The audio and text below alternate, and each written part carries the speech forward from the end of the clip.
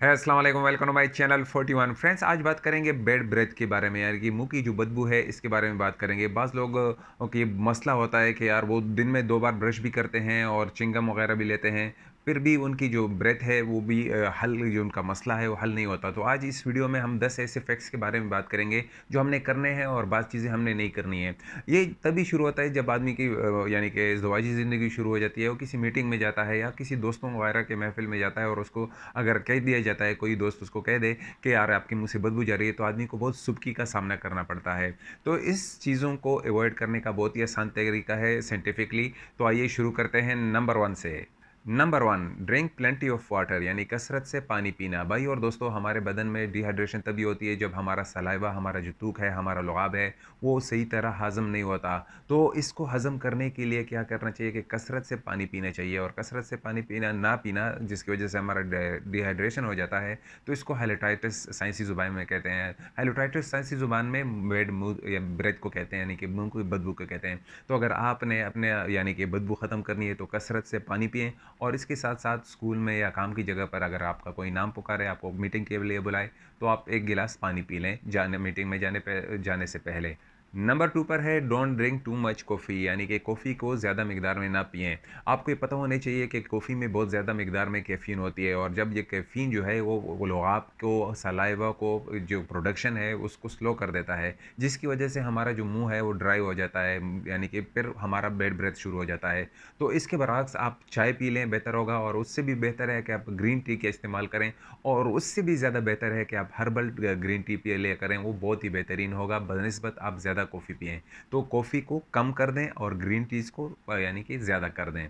Number 3, change your brush every 3 month. भाई और दोस्तों, ज़िंदगी बहुत तेज़ी से गुज़र रही है और हम ये नोट ही नहीं कर पाते कि हमारा ब्रश कब का ख़राब हो चुका है। उसके जो प्लेन हैं, उसके जो फिलामेंट हैं, वो ख़राब ही हो गए हैं, बहुत वक़्त हो गया है। तो याद रखिएगा कि आपका जो ब्रश है अगर वो ख़राब हो गया है, तो उसमें बैक्टीरिया की मिकदार बहुत ज़्यादा हो जाती है। बजाय इसके कि वो आपके मुँह की बदबू ख़त्म करे, वो आपके मुँह में और यानी कि जरासीम क्रिएट कर रहा है। और तो बैक्टीरिया को ख़त्म करने के लिए आपको कम से कम एवरी 3 मंथ्स अपना ब्रश चेंज करना होगा, ख़ुसूसन जब उसके जो फिलामेंट है वो ख़राब हो जाएँ, तो ये नोट करना पड़ेगा। और इसके साथ-साथ अगर आपको ज़ुकाम हो गया और आपने उस पर ब्रश कर दिया, तो फिर इसको लाज़िम उस ब्रश को आपने खलासी पानी होगी और दूसरा नया ब्रश खरीदना पड़ेगा, क्योंकि वो एक्स्ट्रा बैक्टीरिया जो जरासीम है उस पर पड़ गए हैं और आप फिर बार-बार उसको यूज़ कर रहे हैं।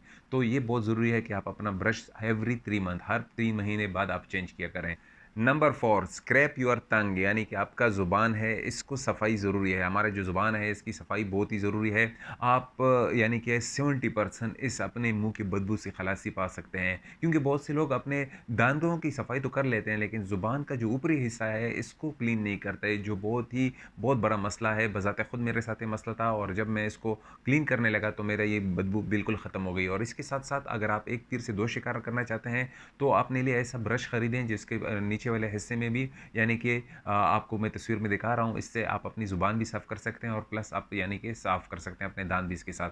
तो ऐसे ब्रश का इस्तेमाल करें जो नीचे से भी आपकी ज़ुबान क्लीन करने के लिए हो, और ऊपर से आप अपने दाँत भी साफ़ कर सकते हो। नंबर 5, अवॉइड शुगर मिंट्स, यानी कि नॉर्मली हम जब खाना वगैरह खा लेते हैं तो उसके लिए हम मिंट इस्तेमाल करते हैं, च्युइंगम इस्तेमाल करते हैं, जिससे हमारी बदबू यानी कि मुँह की बदबू ज़ायल हो जाए। लेकिन आपको ये पता होना चाहिए कि शुगर जो है वो बहुत ज़्यादा क्रिएट करता है बैक्टीरिया को ग्रोथ करने के लिए, और हम उसी च्युइंगम्स वगैरह को ले लेते हैं। टेम्परेरी तौर पर तो हमारी मुंह की बदबू चली जाती है, लेकिन थोड़ी देर बाद ही वो बहुत ज़्यादा वापस यानी कि आपकी मुंह की बदबू क्रिएट हो जाती है। तो ऐसे शुगर मिंट जो होते हैं, जिसमें यानी कि जो मिंट होते हैं अगर उसमें शुगर ज़्यादा है तो उसको ना लें, बजाय इसके आप शुगर फ्री वाले मिंट्स यूज़ कर सकते हैं, बाज़ार में मिलते हैं। इसके अलावा आप नॉर्मल यानी कि आपको अगर मिल सकते हैं, पुदीना मिल सकता है, जनरली वो मुँह में डाल सकते हैं। इसके अलावा जो धनिया है, पेर्शले, वो अभी अपने इस्तेमाल कर सकते हैं, नॉर्मली आपके किचन वगैरह में होता है। इसके अलावा बेकिंग सोडा जो होता है, जिसके हम यानी कि पराठे वगैरह बनाते हैं, डबल रोटी वगैरह बनाते हैं, वो आपके घर में मौजूद होगा। उससे आप उसको अपने मुँह में डालें और उससे अपनी कुली करें। तो यानी कि मुँह में एक तरफ, 2 तरफ यानी कि अच्छी तरह हिला दें। तो ये भी बहुत अच्छा है बनिस्बत इसके कि आप शुगर मिंट इस्तेमाल करें। याद रखिएगा कि शुगर बहुत ज़्यादा बैक्टीरिया को अट्रैक्ट करता है, और वो टेम्परेरी तौर पर आपके मुँह की बदबू ज़ायल कर देता है, लेकिन थोड़ी देर के बाद ही आपके मुँह में वो बदबू आ आ जाएगी। तो आप कुदरती नेचुरल चीज़ें इस्तेमाल करें या फ्री शुगरमेंट वगैरह इस्तेमाल करें। Number 6, be aware of your medication, यानी कि आप अपने जो गोलियाँ हैं, आपकी टैबलेट वगैरह आपको दी जाती हैं, जो मेडिकेशन आप लेते हैं उससे भी अवेयर रहिएगा, क्योंकि ये जो एंटीहिस्टामिन है या पेन किलर्स हैं वो मुँह की बदबू बहुत ज़्यादा क्रिएट करती हैं, जो सलाइवा को, जो हमारा लुआब है उसके प्रोडक्शन को रोक देता है, जिससे आपकी मुँह की बदबू ज़्यादा हो जाती है। तो अगर आप अपने यानी मेडिकेशन ले रहे हैं तो लाज़िम अपने डॉक्टर से पूछिएगा उस मेडिकेशन के बारे में कि इसके कोई साइड इफ़ेक्ट्स हैं या नहीं, ताकि एक तो इससे आपको ये फ़ायदा होगा कि आपको साइड इफ़ेक्ट का भी पता चल जाएगा, तो आपको यानी कि अगर आपको कभी कोई मसला होता है तो आपको डर नहीं लगेगा। लेकिन बज़ाते खुद यानी कि एंटीहिस्टामिन हो गए, पेन किलर हो गए, वो सलाइवा को रोक देते हैं, उसकी प्रोडक्शन को कम कर देते हैं, जिसकी वजह से मुँह की बदबू क्रिएट होती है। तो लाज़िम अपने डॉक्टर से यानी कि इसके साइड इफ़ेक्ट के बारे में पूछ लीजिएगा। नंबर 7, वॉच योर स्केल्स, यानी कि आपका वज़न का बढ़ जाना, ये भी बहुत ज़्यादा मुँह की बदबू क्रिएट करता है। याद रखिएगा कि तेल अवीव यूनिवर्सिटी में एक रिसर्च हुई उन लोगों पर जिनका वज़न ज़्यादा है, तो उनकी मुँह की बदबू भी बहुत ज़्यादा थी। मसला क्या है कि इनका कनेक्शन क्या है? कनेक्शन ये है कि जितना आपका वज़न बढ़ होता है तो आप अपने खुराक का आपका इंतज़ाम नहीं होता, यानी कि सही तरह से आप डाइट भी नहीं करते, और आपकी जो मुँह है वो ज़्यादा वज़न होने की वजह से ड्राई हो जाता है, जिसकी वजह से सलाइवा जो हमारा लुआब है वो क्रिएट कम हो जाता है। तो ये भी एक फैक्टर है कि आपका अगर वज़न बढ़ता है तो अपने वज़न को सही मेंटेन रखें। आपका वज़न बढ़ेगा तो मुँह की बदबू ऑफ़िशियली और एंथेटिकली अब बढ़ जाएगी। तो आप इससे भी थोड़ा एहतियात कीजिएगा, अपने वज़न को मेंटेन रखें, अपने वज़न का, अपने सेहत का ख़्याल रखें।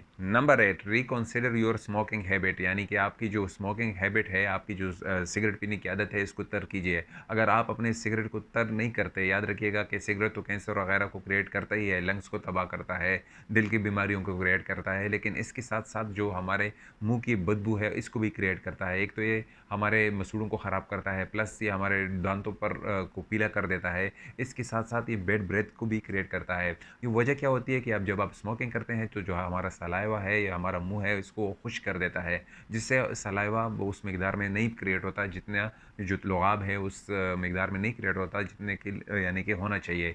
तो आपको अगर यानी कि मुँह की बदबू से खलासी चाहिए, तो ये तो आपको सिगरेट भी छोड़नी होगी। एक तो आपकी सेहत के लिए भी फ़ायदेमंद है, आपके पैसे भी बचत होंगे और आपकी सेहत और मुँह की बदबू भी जाएगी।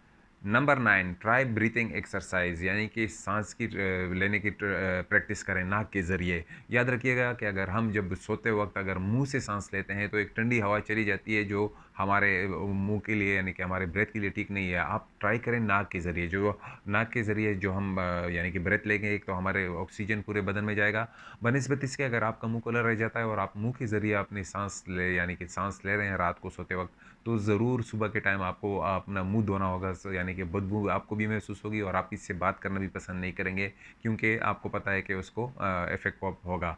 तो आप ये कोशिश करें कि मुँह के ज़रिए या साँस लेने के बजाय नाक के ज़रिए एक प्रैक्टिस करें, तो इससे भी आपका ये मसला हल हो जाएगा।